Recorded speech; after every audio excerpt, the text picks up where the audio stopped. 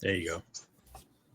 Hello, everyone, and welcome to another episode of, I guess it's going to be TV cast, movie cast, the Koalition cast, where we will be breaking down the first three episodes of Iron Man, also known as Ironheart.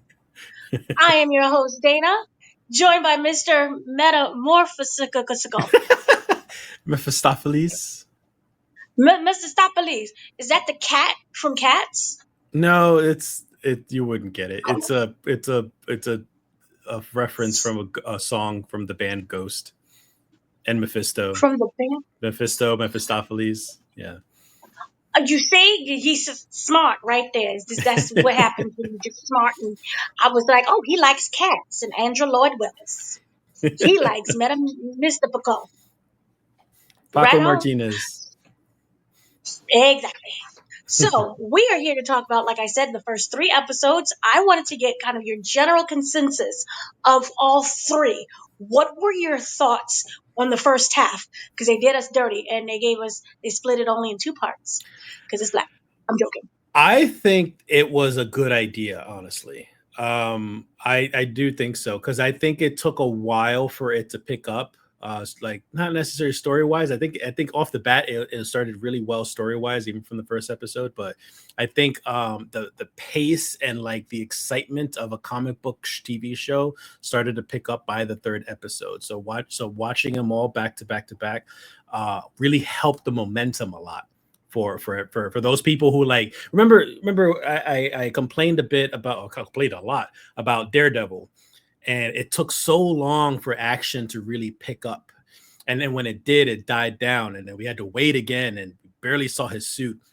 So for this one, I'm glad they released all three, so it really picked up the momentum. So I really enjoyed it. I think if it was just one episode, I would have been like, I'm already not feeling it.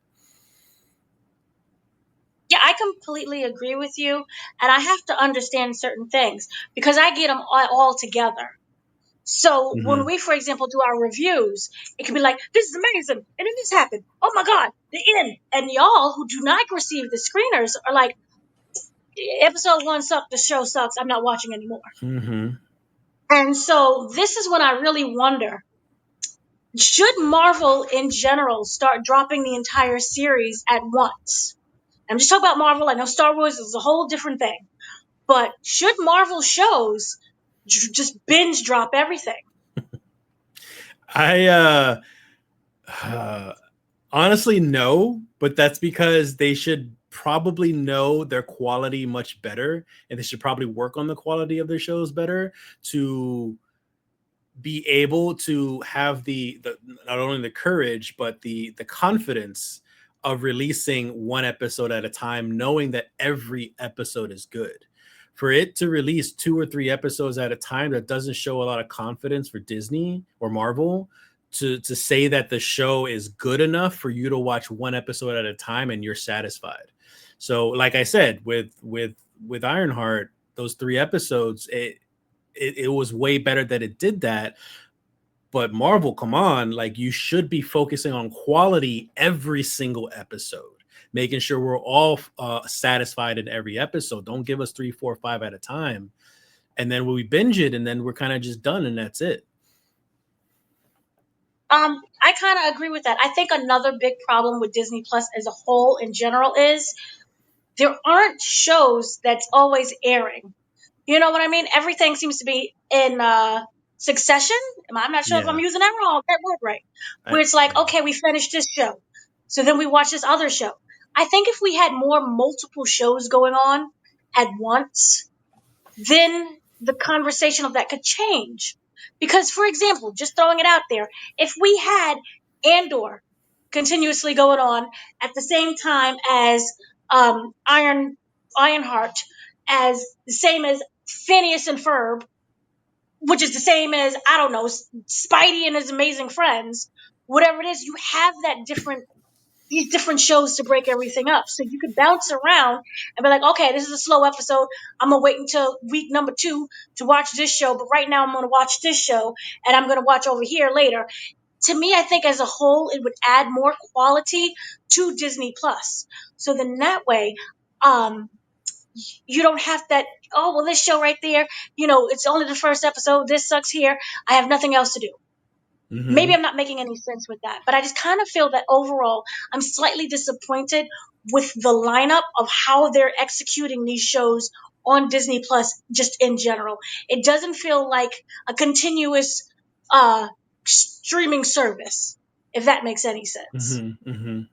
No, that makes And perfect so, sense. I have the habit myself too. Like I'll cancel my Disney Plus and then wait mhm, until the next big Marvel show shows up. I think Disney kind of relies too much on like the filler stuff or the nostalgia stuff because I know they got Gargoyles on there and Darkwing Duck and X-Men and Spider-Man and all these things to watch uh, and kill time while you're waiting for the next big thing. But I don't do that. I just cancel, right, wait for the next big thing, cancel again, and then that's it. And that's kind of also a way that Disney gets you with the whole subscriber thing. Like it kind of judges whether a show should continue or not based on right. like the subscription services. So if not a lot of people are subscribing for Ironheart, but a lot of people are subscribing for Loki, Loki's gonna be the highlight, and they're gonna focus more on that.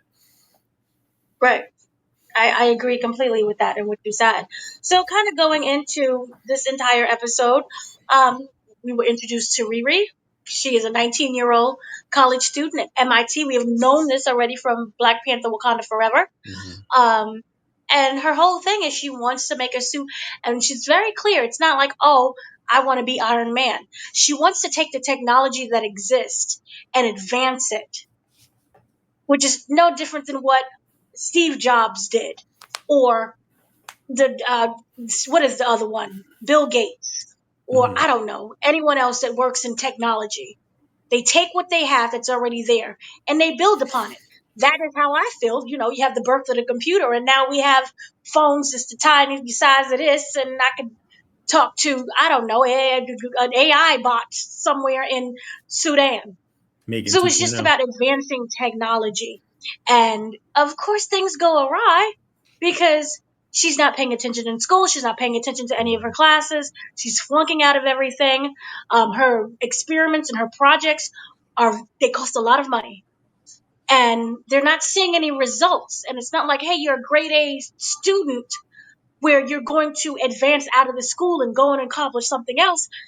To me, I felt that this was like my safe place. I'm getting all the money. Why should I do anything else? I'm concentrating on my greatness of trying to build this one suit. And I'm going to stay here no matter what.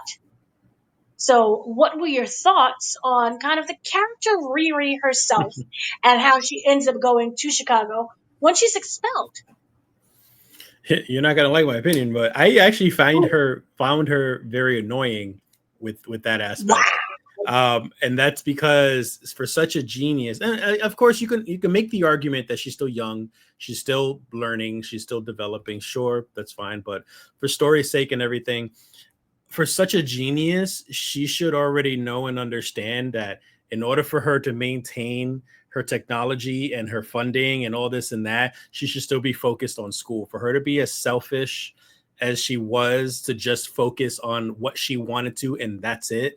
And to not, for her to get in trouble in these so many ways and to break policies and whatever for the school and whatnot, like for her to be like surprised and not like understanding and like just angry about it. And then on top of that, she steals her Ironheart suit and everything. Like, what did you expect the college was gonna do? Like, they own that property because they paid for it. Like, so she was very annoying to me, and in an immature sense. Maybe they were aiming for that. Maybe that was the type of emotion that they were trying to elicit from people. Is that she's a very immature person. She was being really stupid for such a genius. So it annoyed me. I didn't enjoy that. Like I was just like, you could have done better, and you wanted to be like Tony Stark, and yet look at the choices that you're making. This is where I think you're wrong. She doesn't want to be like Tony Stark because it lays the groundwork of showing you how different she is from Tony Stark and that she can't ever be him. And she kept saying, I'm advancing, I'm building upon. Yeah. And that also comes into play when we look at money. Tony Stark is a legacy baby. He is Mm-hmm. a Nepo baby.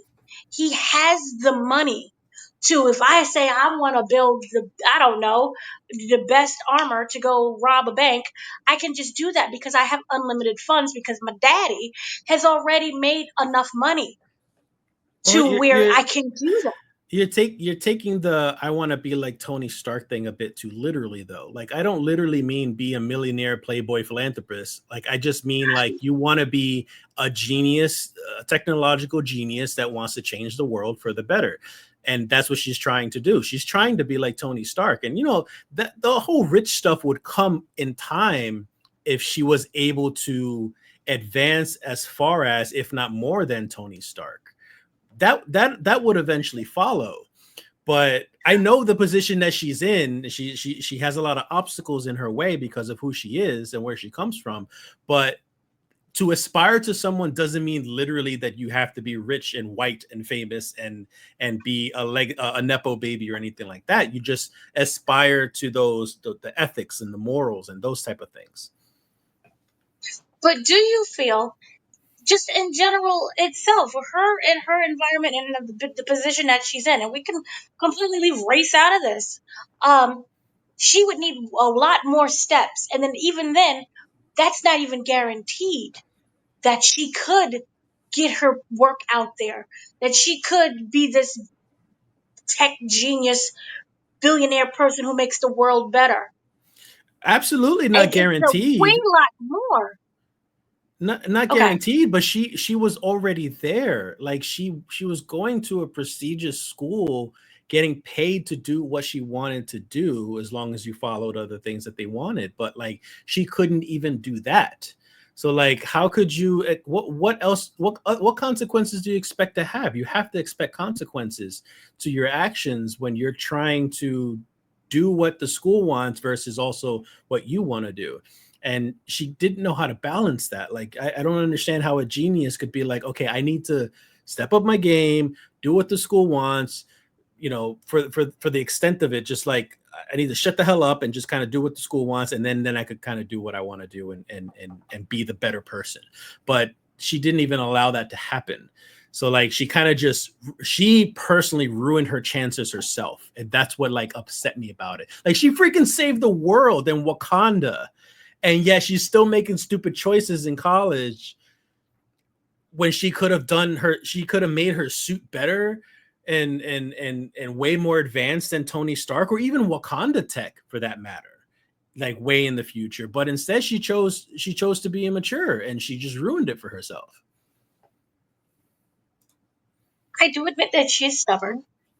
I do admit that this is the mind of a 19-year-old Mm-hmm. who sometimes thinks that they can do anything and everything all at once right away. Like, why do I have to do this and this and this when I could just do this? And I get that and I understand that. And I understand completely what you're saying. I'm just wondering, in that 19-year-old mindset, if her way, because there are so many rules that she has to go through, that kind of was discouraging for her. And I also wondered this. Obviously, we didn't get a chance to see. Did she even have a good mentor to guide her through school? To Probably say, not. this is what you have to do, this is what you have to do for this, and go by step by step by step. Because we know that she had someone who created an entire course for her. This wasn't like, hey, this is what you're supposed to take because this is standardized. They Mm-hmm. created a course for her Mm-hmm. so that she can have her own specialized degree and her own specialized way forward. But I was just wondering, did she get the memo of this is exactly what you have to do in order to graduate? Or was her mission and goal from day one kind of just to always use their funding and to never like really take school itself seriously? She had that tunnel vision. She just focused on her thing and her thing only. Mm-hmm. And then, of course, you also had the teacher whose the arm almost blew up, who was Mm-hmm. wearing that cast in there, and he was kind of explaining that she kind of wants the shortcut for everything, and so that's where I do think you have that immaturity factor that does play in. So then, yeah, so it's hard to say, like, hey, if you continue even more on this path, this is exactly where you would go, as opposed to taking shortcuts. But it was interesting that she was with them for 4 years. Mm-hmm. So she was, so she was with them already for 4 years, and she had no work towards a degree. So that was one of the problems that they had there.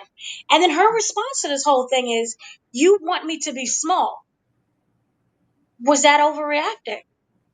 No, because even that teacher, sorry, not the teacher, principal, was it, or Dean, counselor, the they're in dean. college She now. even said herself, she's like, "Girl, why did you? No one said that you were small. Nobody said that. Like Riri was assuming those things. Riri feels that way. Sure, you're completely valid to feel that way about it, but no one ever said that. And if she was that small, she would not have the grant money to be making the things that she's been making, the experiments that she's been making, to practically have this free ride.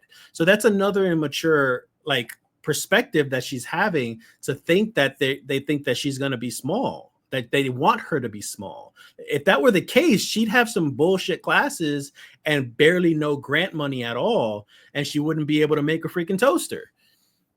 But look what she's making and look what she's doing. So yeah, not an excuse. I I I think I kind of have to agree with you. You know, you're and, not and and 19. and yes, I'm Just bad don't. mouthing her Mhm. now, like how I'm feeling at this point, but this is just the initial feeling of how I felt for her in the beginning. I love her and I love the character and I love where it's going so far in the next episodes, which we'll talk about.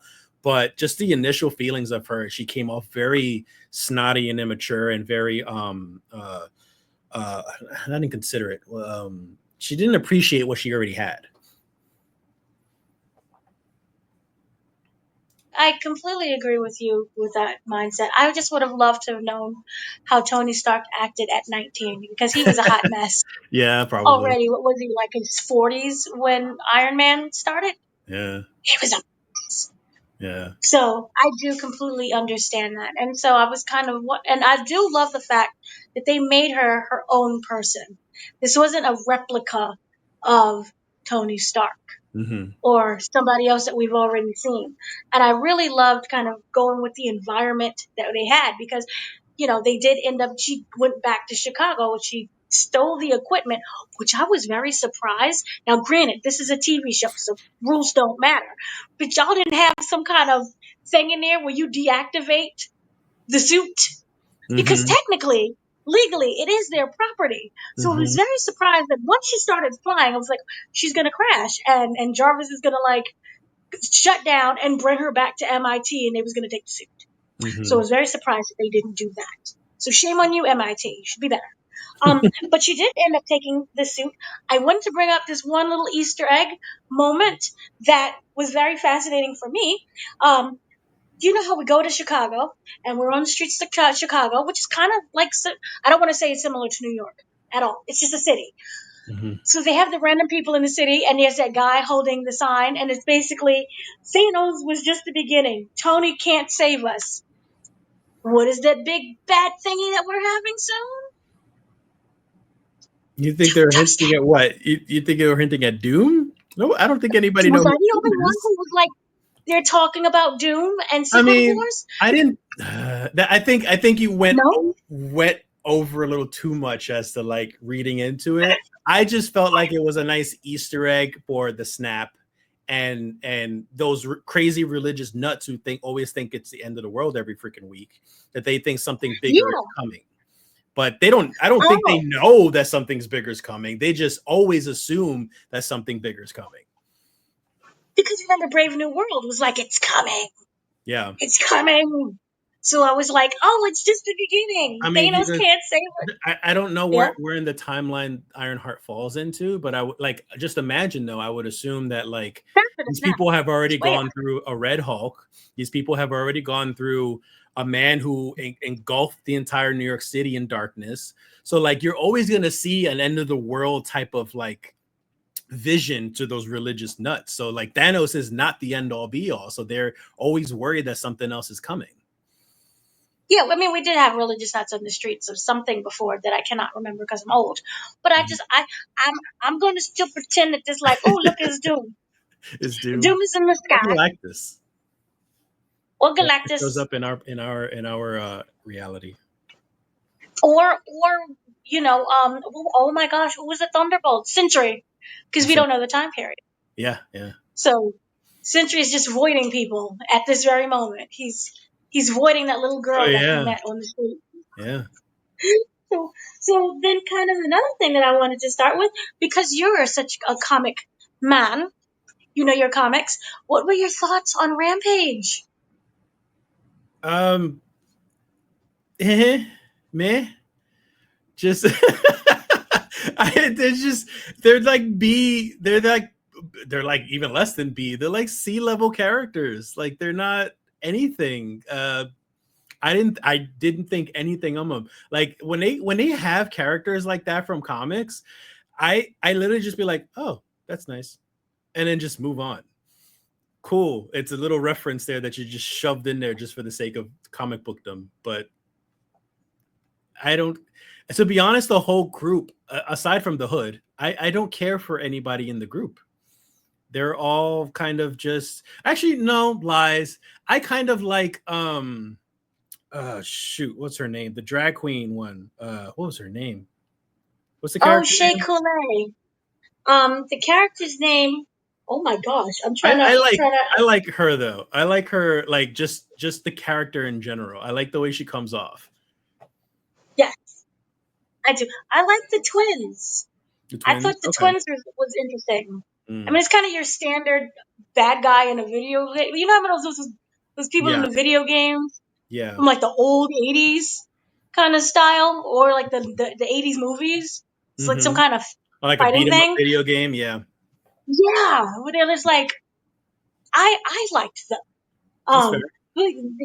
I thought it was cute. So then, so there's our thoughts on Rampage, and overall, I was like, he's in this. I don't know what tone we're going for, but it worked because he gets fired, He kind of so comes it off doesn't. as Weasel a little bit from Deadpool. Oh, Like he's trying to be okay, funny, but he's also trying to be serious. But I think he comes off more funny than anything. But I think that's like what he was going for, like a Weasel type of character. okay, that makes sense. So, what are your whole thoughts on when we get introduced to kind of the whole gang? She has no money, and they come to her with like, "Hey, all the resources that you need, we can provide." Ha ha ha ha. Meet me at this place. And if you can basically disassemble this, what is this, smoke bomb in this elevator, Oh come yeah. join our team. And as we've seen before, she doesn't follow the directions. She does a different way of getting out of the elevator. And then we meet the group. What are your thoughts on kind of that introduction and that Uh, she would give her all the tools for her resources? yeah, it was a cool moment. It shows how resourceful she is, and she's still stubborn to doing things her way. Um, so it still shows all that, which is nice. The introduction to the group itself, it's the same feeling I have with the of them in general. Is just like meh. They're kind of like, to me. I feel like they're cookie cutter heist type of group that you see from like every movie. Like you've got like, the quote unquote weird one, or the quote unquote gay one, or the brother and sister, or the acrobatic one. Like you have all these cookie cutter archetypes. So, and the reason why I like the drag queen one is that she just stands out more. That's pretty much it for me. Like she just stands out, and I like her character. But everybody else is like either quiet, or they got these stupid one-liners, or like we got what's his name who's trying to be funny all the time. So it's like I don't really feel anything for them. But it was a good moment for Riri. Like it's still more character development for Riri, just saying like, "Oh, I don't know, this is not right, but I need the money." It kind of always seems like in and I don't mean this as an insult, but like it always seems like that with when you revolve a character that's black, it always seems like they're like stuck between trying to be good and trying to be bad. So they always end up going the bad route. Because remember we talked about Spider-Man the animated TV show, and when we had Tombstone, like his character went by Yeah. so fast because he was conflicted between sticking with school or sticking with the gang, and he chose the gang so quickly, and it just didn't feel right. And I kind of got that with this as well. It was just like I understand it's like a 30-minute show or 45-minute or whatever, but like it just happened way too quickly. She's like, "Oh, I don't know, this is bad. I don't think this is the right thing to do." And then like 20 minutes later, what we doing? And it's just like, okay, sure, I'll go along with it. I had the very same thoughts when it came to that. It was like, oh, why does all the black people got to choose between? Let's do something nefarious. Mm-hmm. Why I can't got Why I can't gotta we just join. be well I gotta rounded? join a gang and be bad for a while. Yeah, join a gang and be bad. And yeah, you mentioned Tombstone, and then I was like, yeah, but Falcon really didn't have that. His whole thing was the like black Very true. identity Very and true. superhero. But I do find it really interesting that all of the people of color seem to have like that kind of lack of resources struggle. Mm-hmm. Because we had that with Tombstone, where he came from like the very poverty neighborhood. Where I was like, why is the police all of a sudden it showed the difference in the environments when we went with Peter Parker to then when we went to Tombstone, where Mm-hmm. like the police officer was following him around, the coloring got gray. Why is it gray? That one little pizza place. Mm-hmm. I'm like, that was odd. And of course we get to the whole Riri situation, and it's like, oh, breaking, entering, but you won't kill anybody. But still, this is how you get fast money. And here's the thing.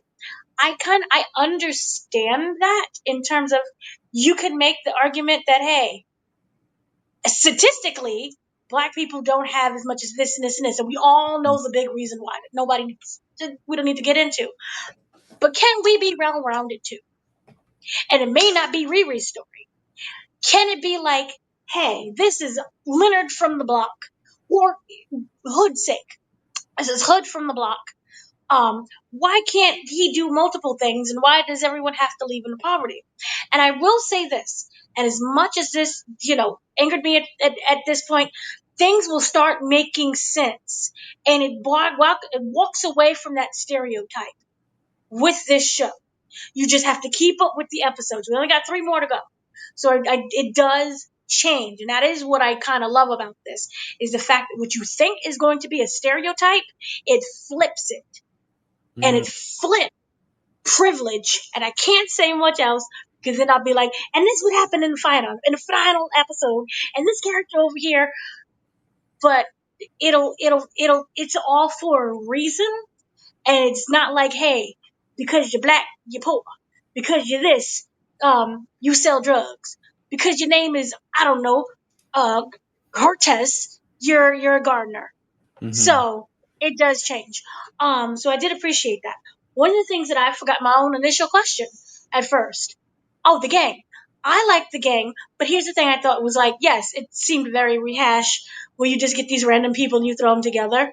And it's like, we're family. Yeah. This is my family. Mm-hmm. It was very fast and furious when it came to family. We're always here for each other.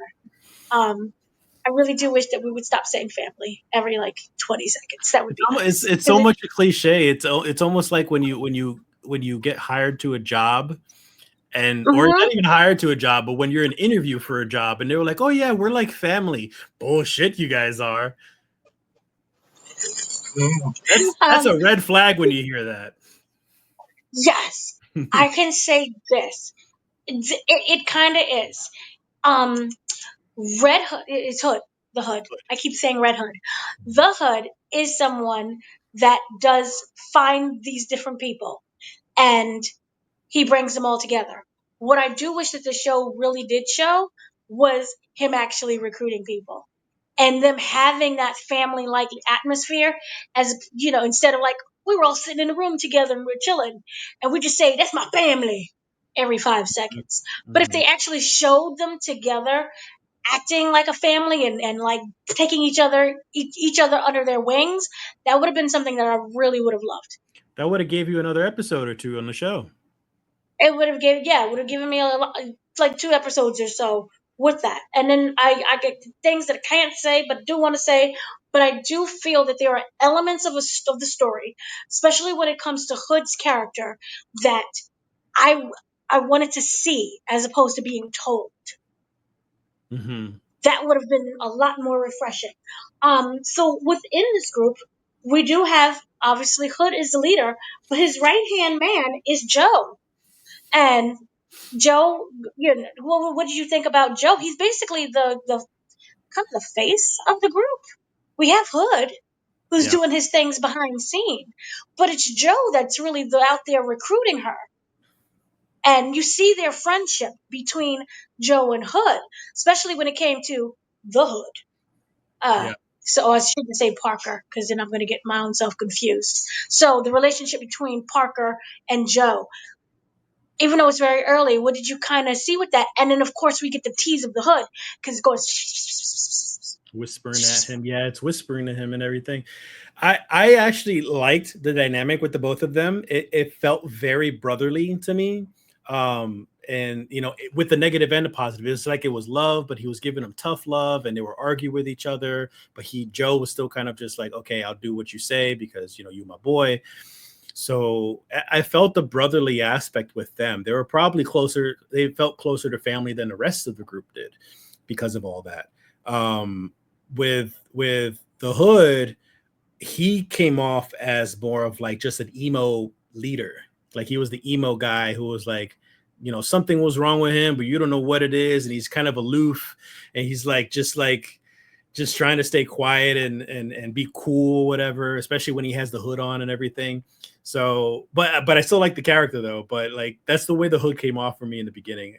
Joe was a good character. I completely agree with that. I do love their relationship together. That right there is giving me family without telling me family. So I Yeah, really do love their dynamic and their relationship with each other. And Joe did seem like he was the older brother in this situation, always trying to calm down Parker. So I yeah. did like that aspect of it.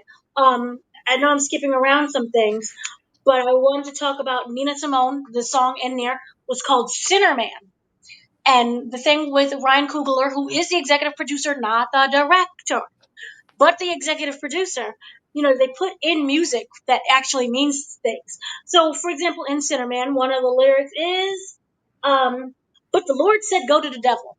So the song essentially itself is saying that, hey, this is so too much for me, where you're coming and you're pleading to God, and God is saying, you got to go to the devil. I can't help you. And that is the whole aspect of the Hood, of what he's wearing, the actual Mephisto cape. confirmed. And so, you being the comic book nerd of all nerds, I need your thoughts on the possibility of a Mephisto, of the possibility of what is this Hood? So I don't remember much about the Hood itself. I kind of know of the Hood character in somewhat passing, reading through some comics and stuff. So I honestly don't know too much. I do know he has a slight connection to Mephisto. I don't think like his origins originate with Mephisto. I could be wrong, but I know he's been involved with him before. Which is why I was so excited about this, because you're meshing the magic with the technology stuff in this show, and I'm hoping the magic stuff is leading to Mephisto, because there's a scene where it seems like the actual hood that he wears is messing with his body internally somehow. It's like spreading almost like a disease, and he starts to like go a little crazy. He starts to hear voices, and I know this is towards the end, but like but then he starts to hear these voices and he starts to see signs of things. So I could take this as just it's the Hood trying to talk to Parker about this, but I took it and I got excited for it. I was like, this is Mephisto trying to get in contact with him. This is like a sign that there's some connection with the supernatural, and that Mephisto is trying to contact them somehow. And I'm just like, oh, please let it be. I'm just waiting for him to walk out at some point and just like finally reveal himself. So crossing fingers that that's what it was, but that's what I took from it. But I still can't confirm like for sure. You can. I can't. I can't say Yeah. anything, and Yeah. I'm dying here. See, that nobody talks about the downside of screeners. You can't say anything, and you're hearing conversations, and you're like, no, Yeah. yes, You're so maybe, wrong. you're so wrong, or you're so right. Yeah. But yes, I did like the aspect of magic, and it'll touch more into it later on. But that whole aspect of magic and the fact that he is getting his powers from something else, and it's to not be confused with Doctor Strange's cape. These Oh are yeah. not the This is same. different. Yeah. I feel like wasn't Doctor Strange's cape more of like a sentient being? Yes. Yeah, I'll touch on that actually. So, yeah, it's a sentient being. It's alive. It has its own wants and needs and everything too. But it doesn't like, and it doesn't take over anybody. Or it doesn't give you any like superpowers or anything like that. It does what it wants to do, and it has a master, which is obviously Stephen Strange. But what I was gonna say was, did you find it strange? Because I found it very stupid for the decision to make Riri skeptical about magic.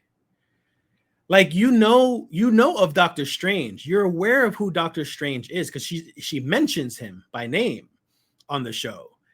And and then whenever the Hood talks about when she asked, oh, where did this come from, like how do you get your powers, he goes, magic. And she's like, no, that doesn't exist. Like that's not, I don't think that's where magic is. There has to be a reason for it. Like, she's trying to find a logical reason for something she already knows exists, which really bothered me. But isn't it always the concept of between science and magic that it can't be the same thing? Because science is something that's factual. You test it, there's results. Sure, but she knows And magic exists. So if someone is telling you that it's magic, why don't you just believe him? Like, it could be one of those things where she never experienced it, and therefore, no, it's not real. Like, I because don't she know. never really interacted, she never Magic encountered exists. Doctor Strange. But she knows magic exists, though. She knows who Doctor Strange is. So I maybe what they should have done, because you could be right, that's probably what it is that her first assumption is the scientific route rather than the supernatural route.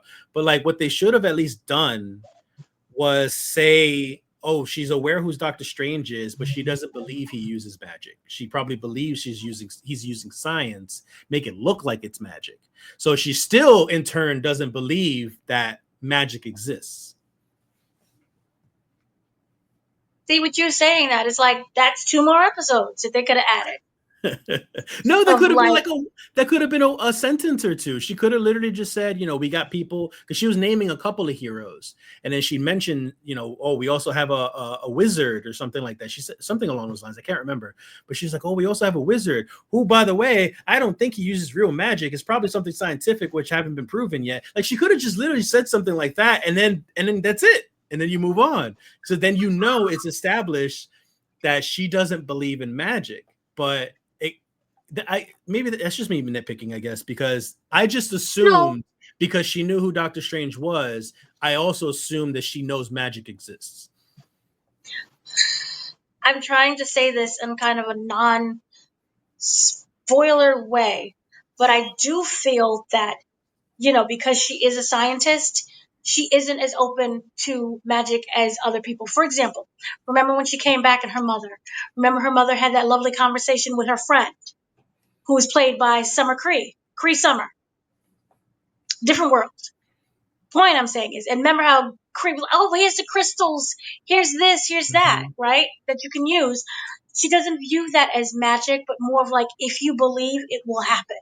Mm-hmm. That kind of thing. And so it's a combination of, you have science, technology, and you have will be magic and spiritual. Because when you start talking about, for example, oh, there's a Mephisto, that goes into the magic and the spiritual aspect.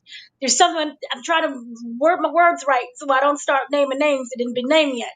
But I think that is what it is. It's so, what's that word? You're so strong in your opinion of science and math and this is factual, that there needs to slowly be an opening as to understanding magic and to understand that there is a different route that people do take. And I think with the show, because we already know that it exists, magic and technology, it does a really great job with blending the two worlds. Okay. And it is about disbelief and belief. And that's all I can say. So, yes. But yeah, you gave a really good insight in terms of, them leading into a possibility of a Mephisto. I did like the fact that we saw his body. I'm like, oh, those are tattoos. It's like what he was saying. My body is disintegrating, and he's using the tattoos to cover up the fact his body is disintegrating.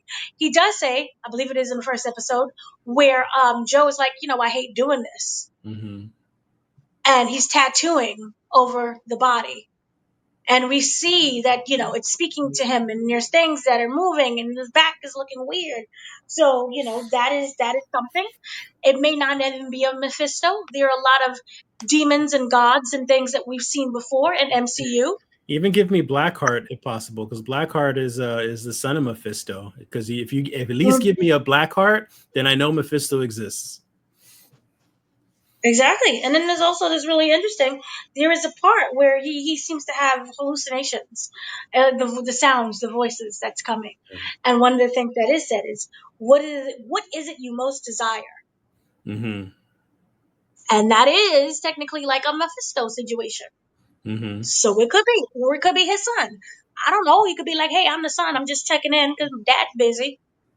Yeah, for those who don't know, like Mephisto, number one, he's pretty much the equivalent to the devil. There is a devil, a literal devil in the MCU, but like he's pretty much equivalent to the devil in the MCU, and he likes to grant these Faustian type wishes. Like he'll have he'll grant you a wish, but then he'll twist it into all these ways to kind of like mold it that it comes off like a monkey's paw type of situation. So it just your wish doesn't come out the way that you exactly want. Exactly. Which is Wishmaster. Like Wishmaster, yeah. Love those movies. Basically, everyone go see together if you like Wishmaster. Oof, yeah. Those movies are so corny. Oh, it's weird. Yeah, so we do have that. And then, of course, we had Faust.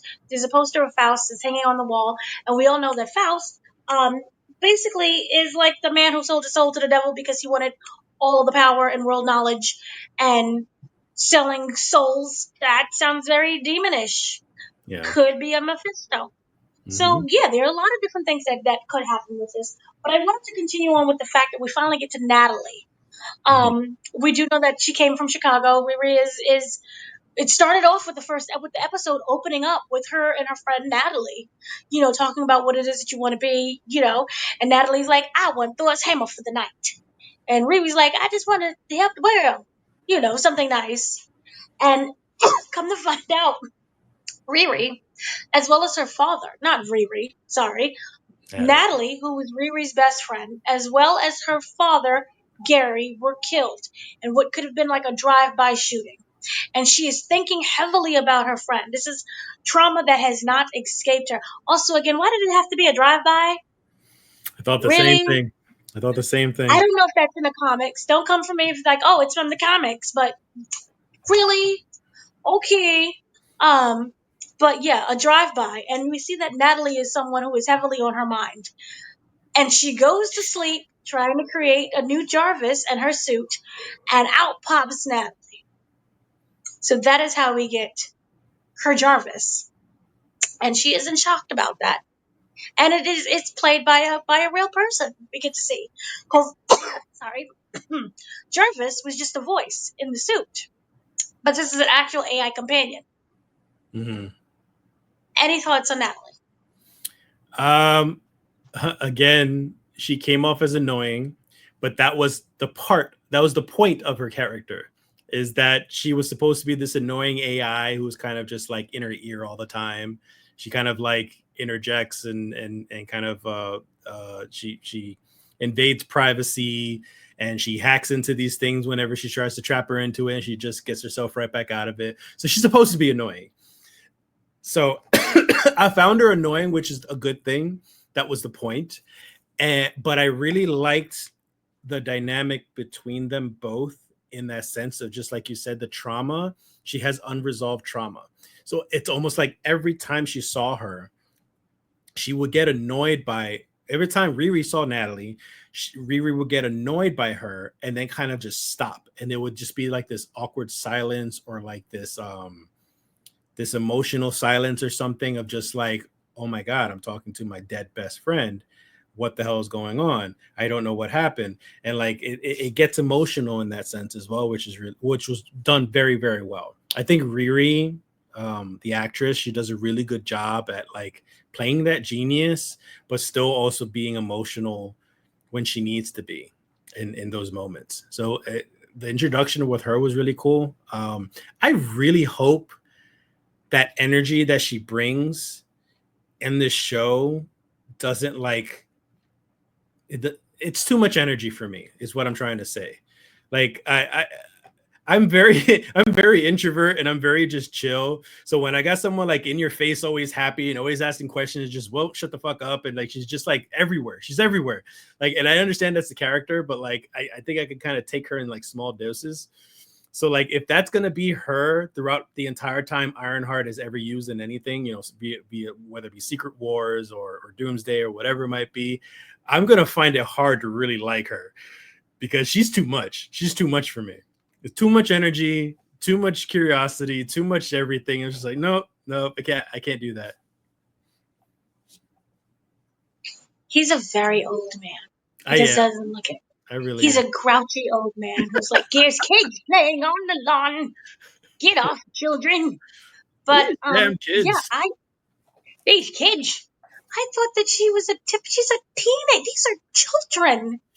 These are teenagers. The show is not really for me either. It's more for teens. It's not for the adults, especially like the 40-something-year-olds. Like it's not for them. So of course I'm not gonna like certain aspects of it.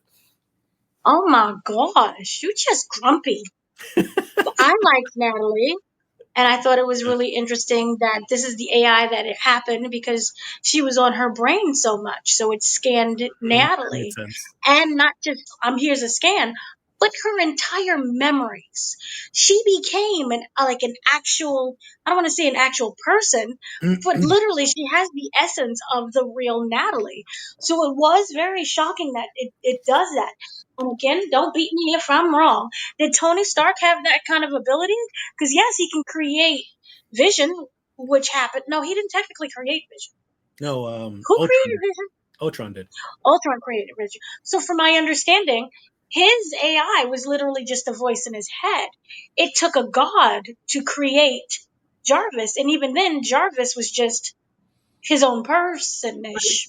But even then, like his character was at least a lot more chill and very, again, you're absolutely right. Just a grown She's a man created by teenager. a Yeah, grown man. exactly. She's a teenager, so that energy makes sense to me. But it doesn't mean I need to like it.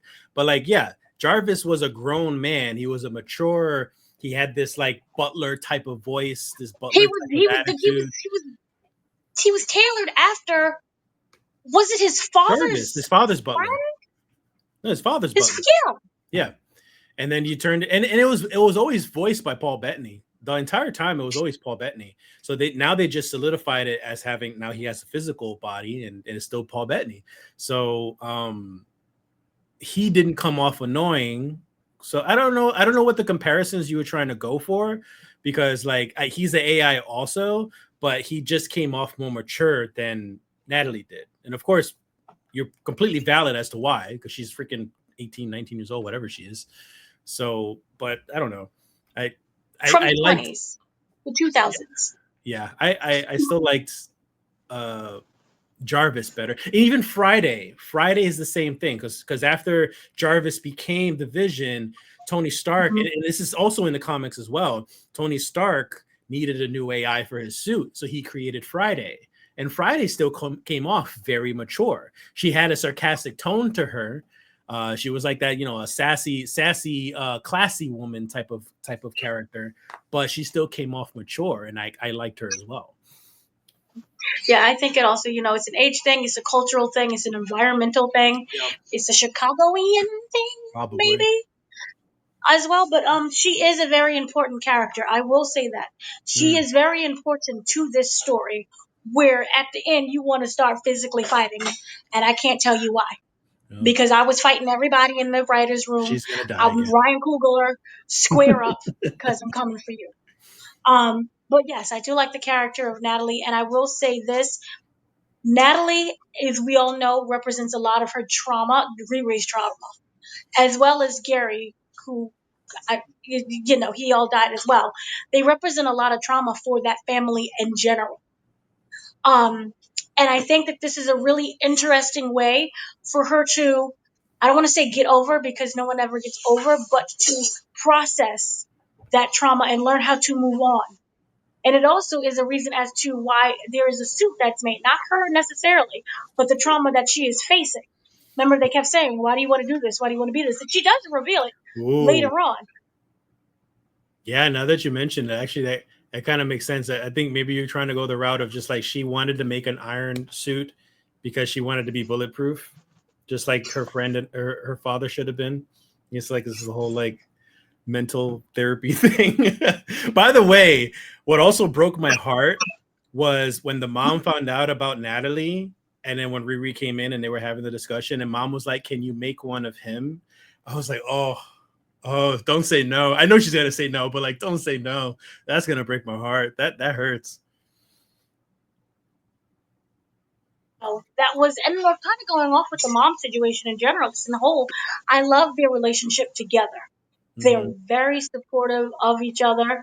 It's not like, oh, nobody knows where Riri is, what's going on. Because even when Riri got expelled, it was like, I bribed the janitor to tell me every single thing about you, and I know that you got expelled basically almost before you did. So I love that aspect, and I love the fact that she keeps encouraging her. Yeah. Because usually it's like, oh, you got kicked out of school. You were nobody. You were nothing. And I will say the parents of the series, which I won't say who or what or where, there is an interesting contrast to how some parents raise their children and how other kids are raised by their parents. And it'll be a very interesting way of how privilege and underprivilege kind of interacts with each other and the outcome of that. So I did love that aspect as well. So just kind of going over overall with some of the things. Now that we got over episode 2, we can go into episode 1. We go into 2 and 3. Yeah, y'all didn't see 4. So 2 and 3. Yeah, the whole Natalie has, it seems like a mind of its own in a way.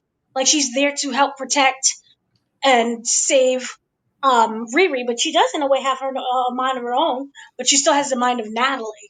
So it's interesting how she's able to conjure up feelings and memories and everything else. Um, yeah. So I did like the fact that you was talking about the reactor. I mean, not the reactor, the mother's reaction to Natalie. But another thing is that she's trying to do all of this technology and she realizes that she needs the pieces and she needs the part. And this introduces us to another character.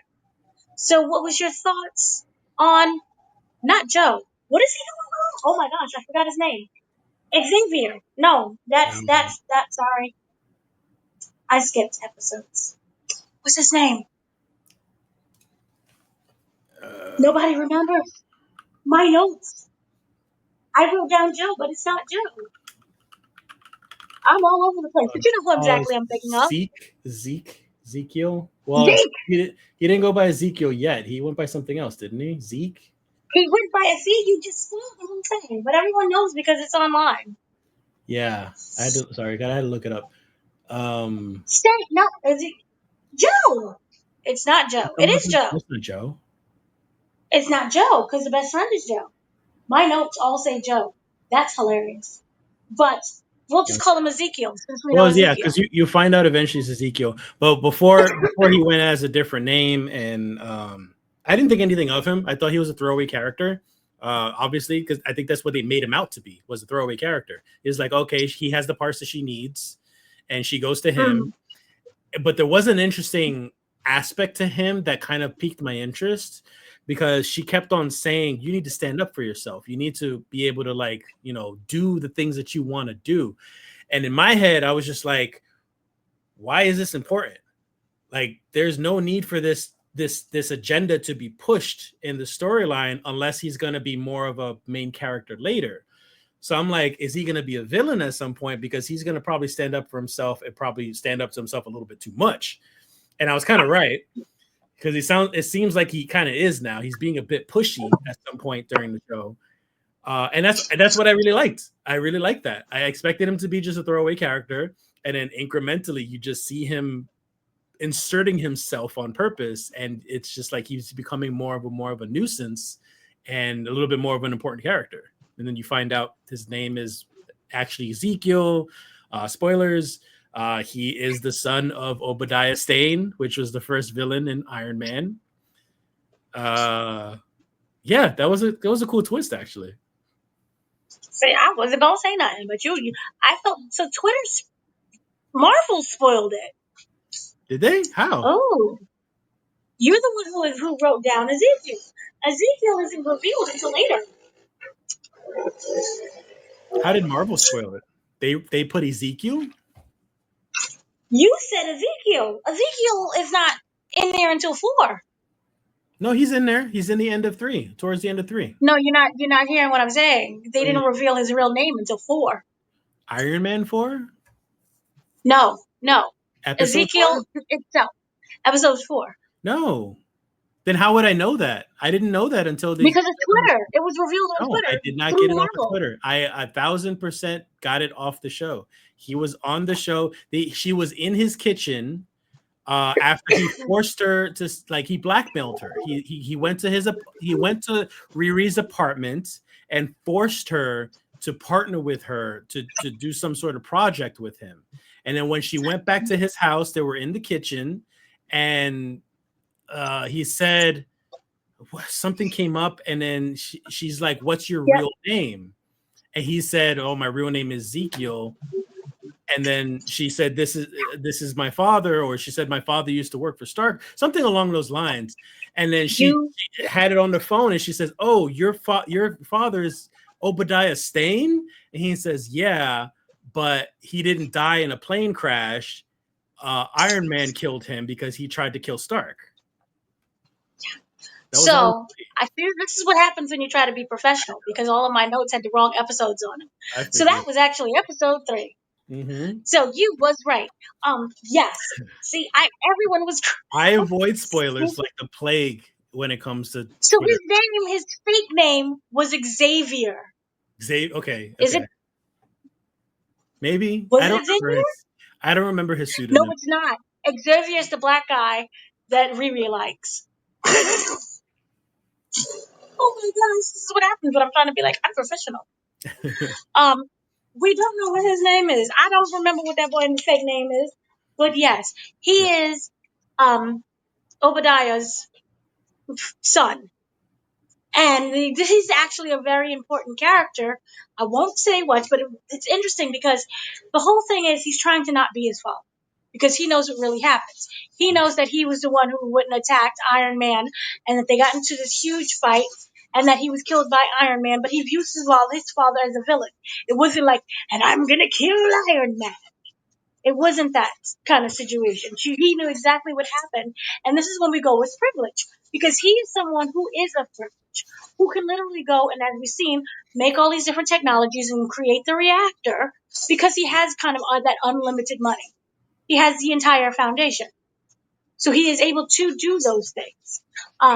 But the thing with him is that's blocking his pathways, because who he is related to, people don't want to do business with him because they're afraid that he's going to become his father.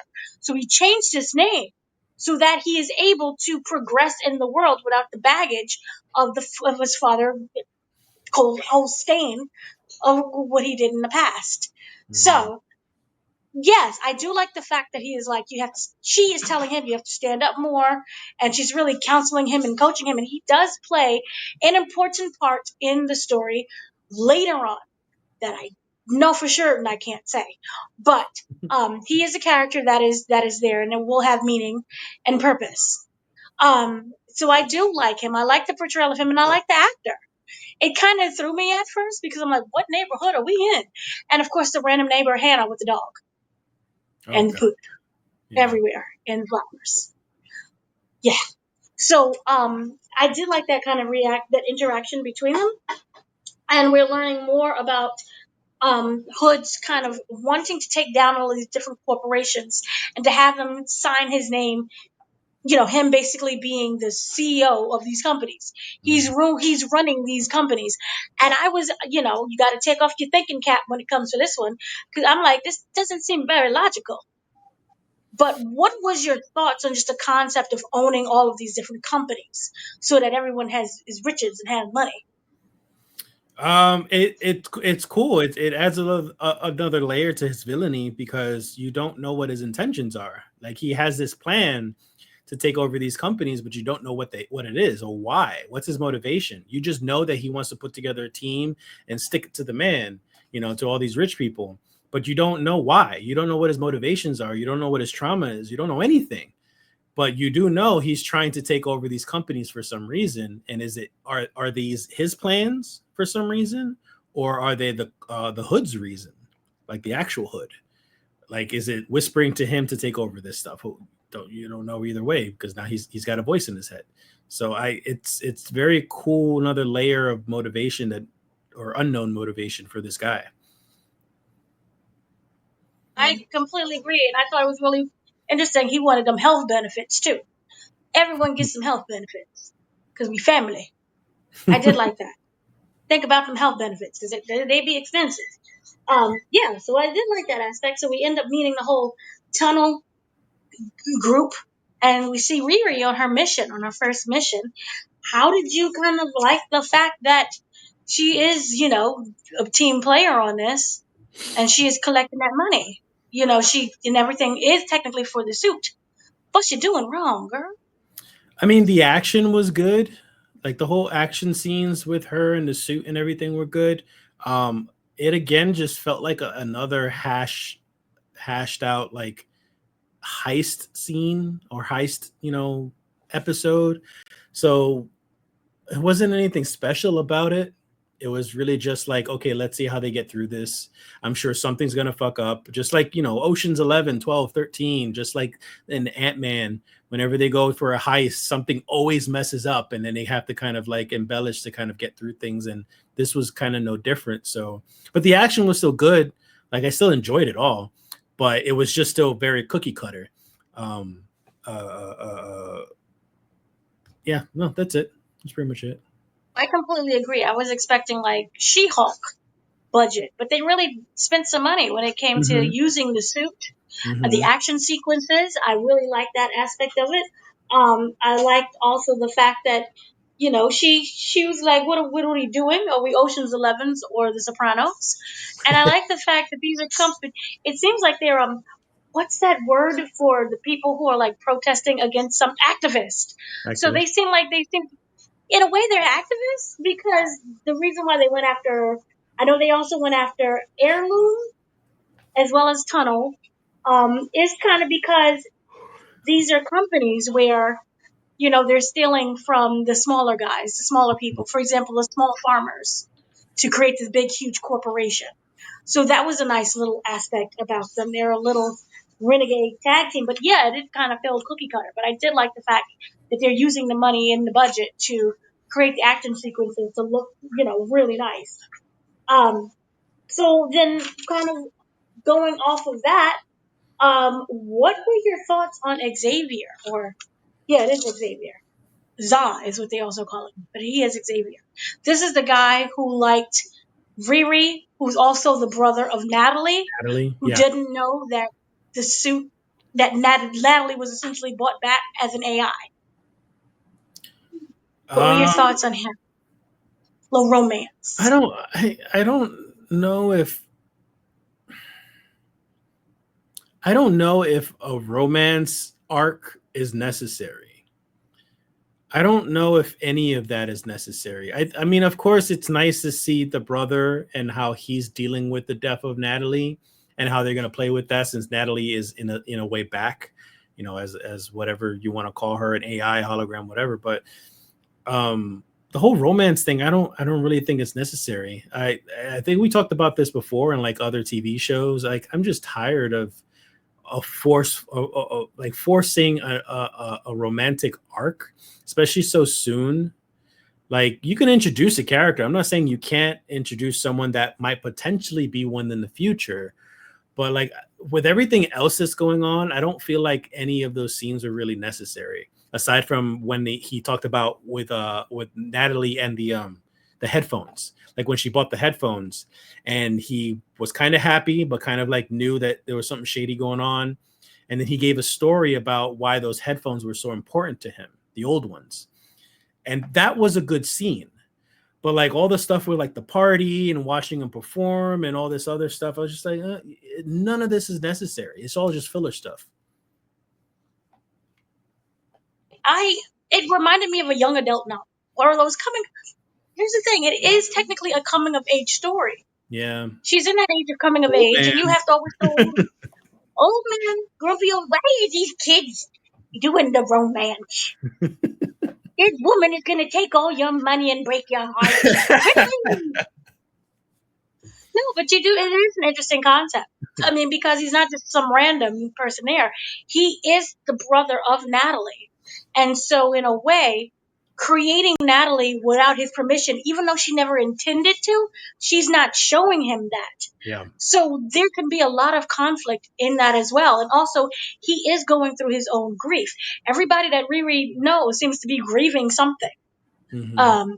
But yeah, it's an interesting thing there, and maybe they can kind of grieve together, or maybe they'll break up because of the whole AI situation and how Natalie is going down. So we don't know.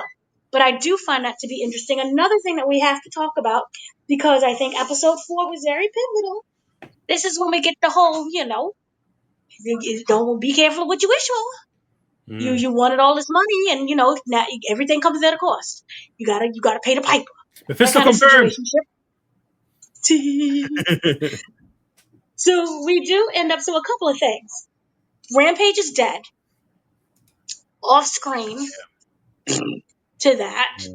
but he is dead off screen. So that's one of the things there. Then we have the whole heirloom, where it's basically one big greenhouse.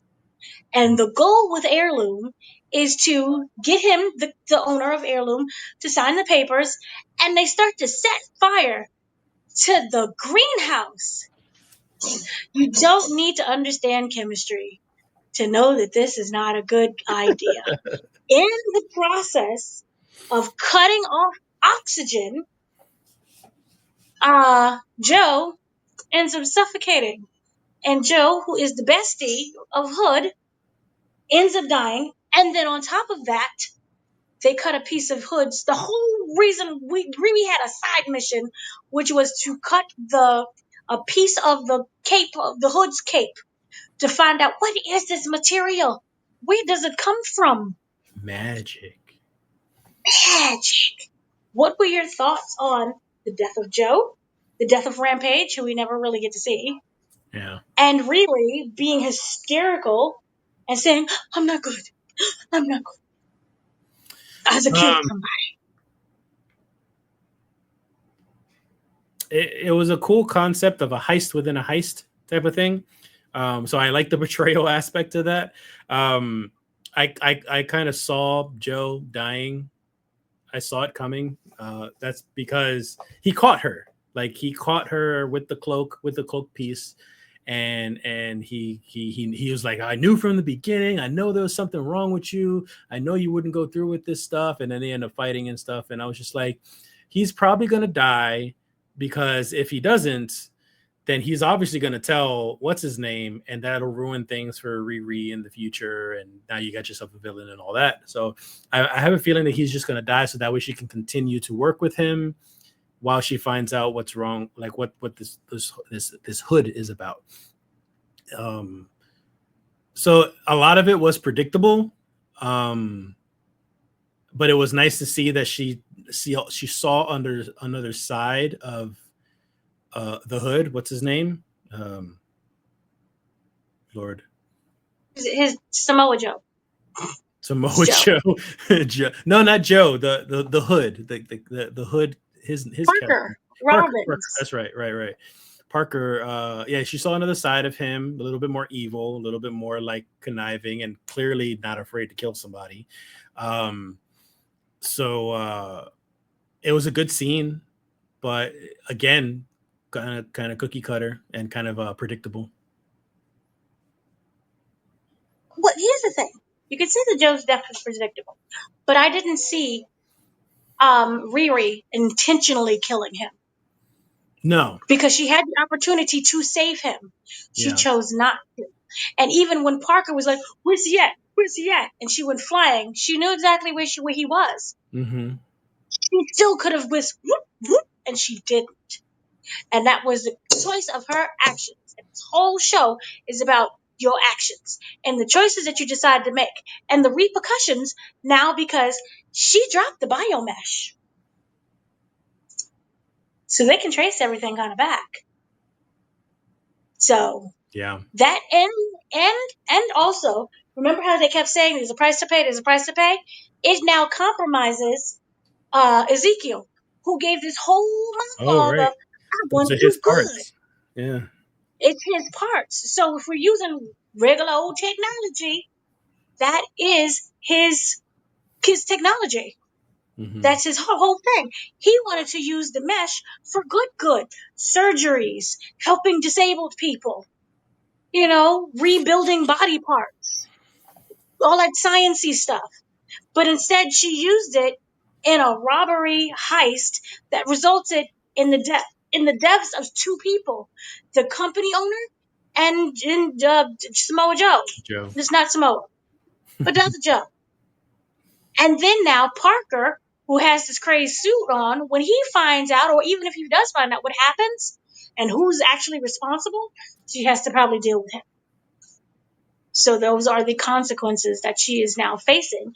And we've seen her before have a panic attack. She had a panic attack when she was at the garage. She's having a panic attack when it ended of her realizing what she did.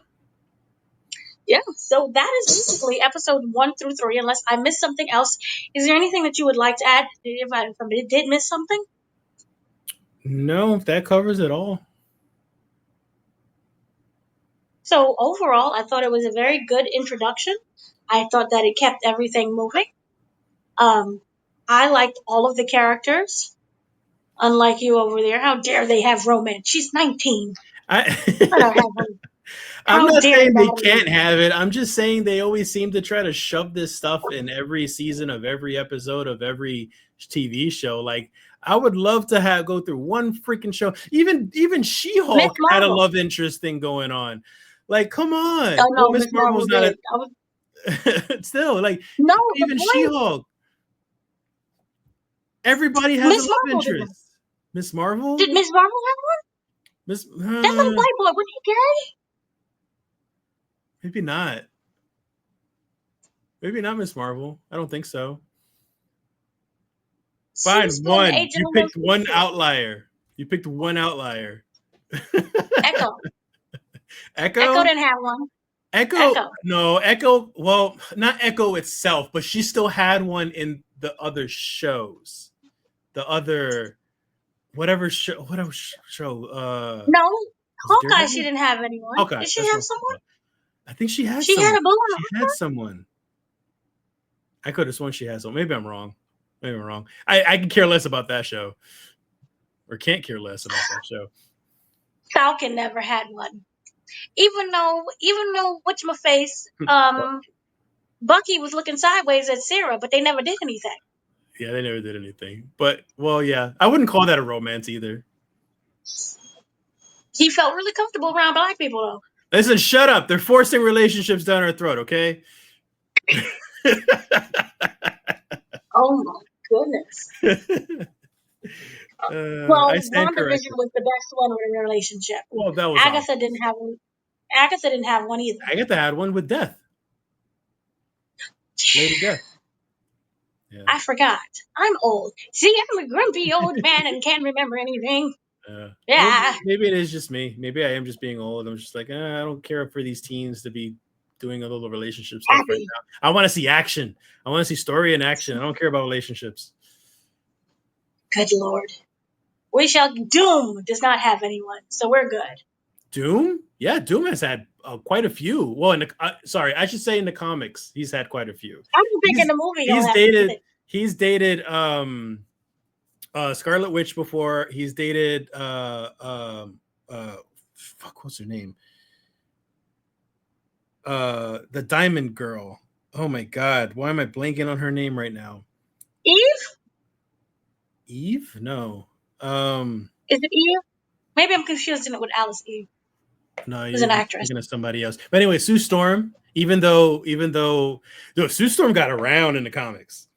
Sue Storm knocked some boots with Namor. The Thing had a thing for her. Doctor Doom had a thing for her. And this was all while she was still married to Mr. Fantastic. Like, she got around. Everybody's a hoe. But anyways, yeah. It's fine. The show's good. The Ironheart's good. Yeah. It took a while, but it's good. It took a while, but it's good. And I will say this that I can say about 4, 5, and 6. It does get better. Are they playing there are all a lot three of things again that next week? Yeah. Okay.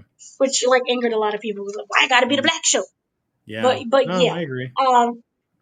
It does get more interesting. I'm making sure I don't spoil nothing, but it does get much more interesting. We didn't talk about the crystal store. There is a crystal store. Yep, because it says 4. Unless I'm wrong again. Nope, that would be 5. But there is some crystals that happen, and we start diving into magic, and we start diving into like what the hood could do, maybe is from. We don't know. And then of course we get a lot more answers of a cameo. Mephisto confirmed. I didn't say nothing. It could have. Who's to say it's not Doom? Doom is way too big of a character to be put on a TV show, any TV show. Who's to say it's not Galactus just walking around? It is not Galactus. With his big old feet. Nope. Stomping. Nope. Just. But yes, we get introduced to a lot more magic and things that can come from magic. And it gets much more interesting, and the stakes are really high because we do know that Parker is not going to like what had happened with his friend. Mm-hmm. And that is not even a spoiler. They were very close. And it wasn't just the fact that they were friends. It was the fact that Joe knew his secret. He knew the hood. He was very protective of the hood.